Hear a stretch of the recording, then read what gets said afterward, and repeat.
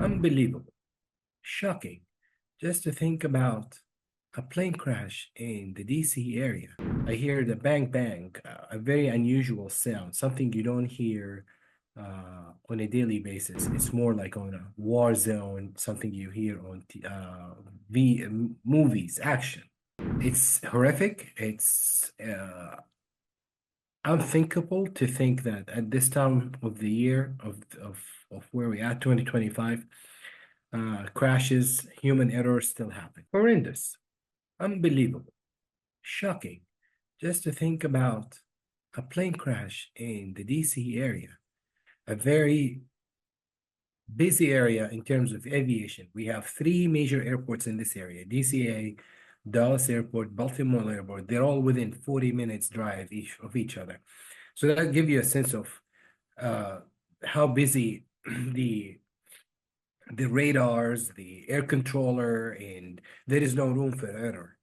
Everything happened somewhere around 8:50 p.m.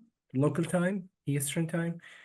I was getting ready to go to bed, laying down when uh, I hear the bang bang, a very unusual sound, something you don't hear on a daily basis. It's more like on a war zone, something you hear on movies, action.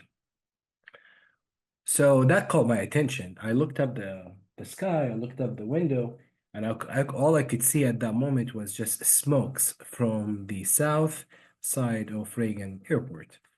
Uh, and then I started taking videos because I've started to see some um, activities. Like that's like 5, 10 minutes after.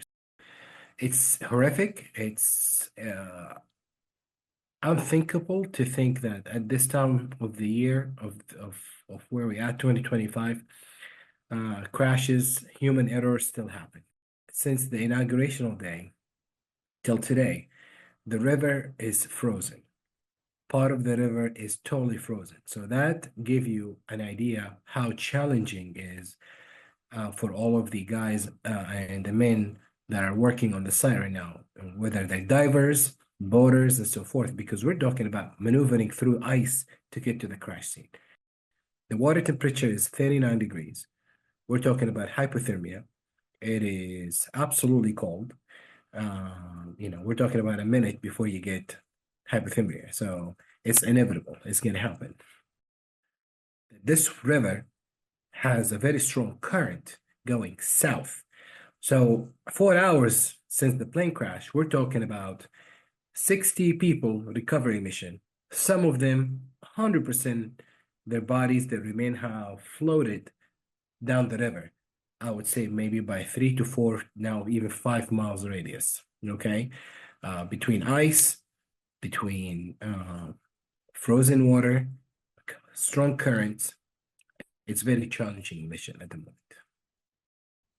We still believe in the FAA. We still believe in our pilots. We still believe in the airliners to take us from point A to point Z. But just to think what this helicopter were doing at the same airfield or the same area for the commercial flight, this needs to be investigated. I'm aware that there's an investigation underway.